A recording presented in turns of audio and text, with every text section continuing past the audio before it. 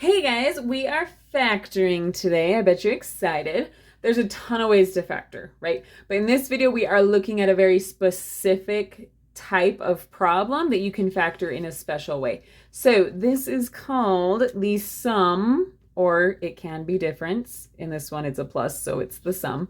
So the sum of two cubes. So I can use this strategy when I have two terms being added together that are perfect cubes. Now, if you're like, internet math lady, I don't remember what a perfect cube is, I'm going to give you a super fast review. So you're probably pretty familiar with square roots. Like the square root of 16 is 4. And why is that? Because when I do a square root, it's asking me what number multiplied by itself will give me 16. So because 4 times 4 is 16, the square root of 16 is 4, right? Now, cubed root is really the same thing. We are just asking, you probably guessed it, what number multiplied by itself 3 times will give me the number that's over here? We put a little 3 to signify that. So, for example, the square root of 125 would be 5. And that's because 5 times 5 times 5 times itself 3 times is 125. So as you can probably imagine, there are a lot of numbers that do not have a pretty cubed root. You're going to get an ugly, nasty decimal. So a perfect cube is when we get a nice integer for our answer, like 5 or 10 or 4, right? So that is what a perfect cube is. So when I know I'm going to be working with problems like this, I tend to like to write them out so that I just have these ones right here that I know are perfect cubes. Now, as you work with problems like this more, you will start to recognize these numbers just right off, but I like to have them written out just to help me. All right, now let's go ahead and look at a problem.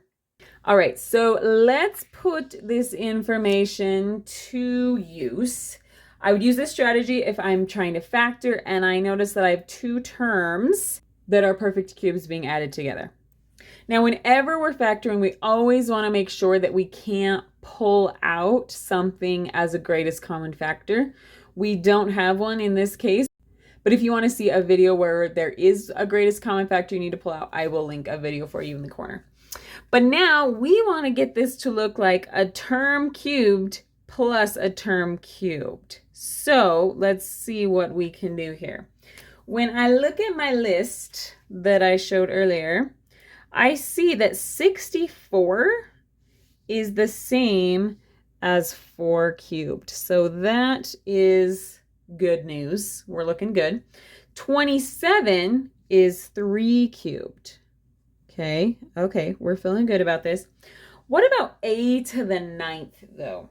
Well, if we remember exponent rules, which I will link a video for you in the corner if you need a review, but when we have an exponent raised to another exponent, we multiply those. So what does that mean? That means a to the 9th could be written as a to the 3rd cubed. So I know this might look a little scary, right? An exponent with an exponent. But when you have that, an exponent with an exponent, you multiply them, meaning 3 times 3 gives me that a to the 9th. You could also think of this as a to the 3rd times a to the 3rd times a to the 3rd. So you can see if I wrote out all these a's being multiplied together, it would be a to the 9th, right? Those are all being multiplied. So all that to say, I can write a to the 9th as a to the 3rd cubed. Okay. Now, I don't want all of those cubes there. What I can do is write this as 4a cubed.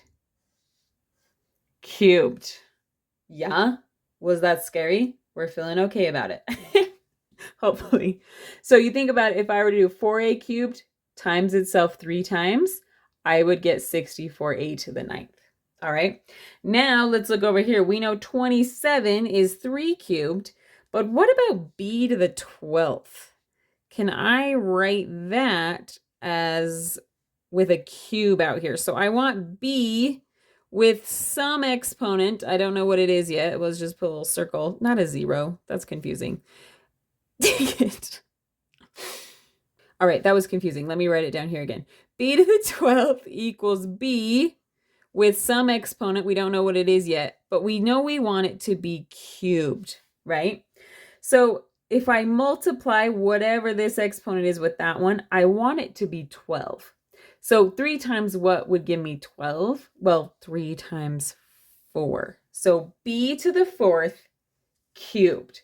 So again, you could write it out like this if you wanted to, but if I had 4 b's being multiplied together 3 times, all multiplied, it's going to give me b to the 12th. So I can write this as b to the 4th cubed. And then c cubed is already c cubed for us. That was nice of it. So then I can write this as 3b to the 4th c cubed. And these are being added together.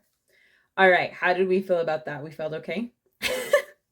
All right, that was the hard part. Now we just get to plug it into our sum of 2 cubes. So let's make sure that we know what our x and y are.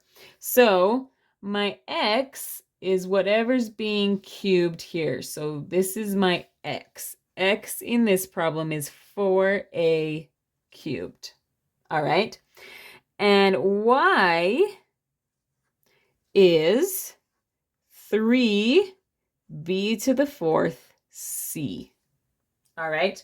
Now that we have our x and our y, we can plug it in here. So first I have x plus y. So 4a cubed plus 3b to the 4th c.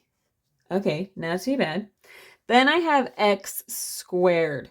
So 4a cubed squared. Let's see what is going to happen if I square that.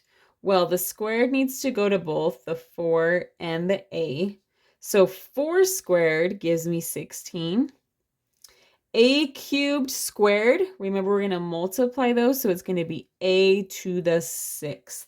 All right, so that was my x squared, 16a to the 6th, minus x times y. So I'm going to have 4 times 3, which will give me 12. And then I have all the variables with their exponents. So a cubed b to the 4th c. So 12a cubed b to the 4th c is those two multiplied together. Plus, I'm running out of room, but we're going to make it y squared. So y is 3b to the 4th c. We are squaring this. Remember, the squared needs to go to each little person there. They're not people, but you know what I mean. 3 squared is 9.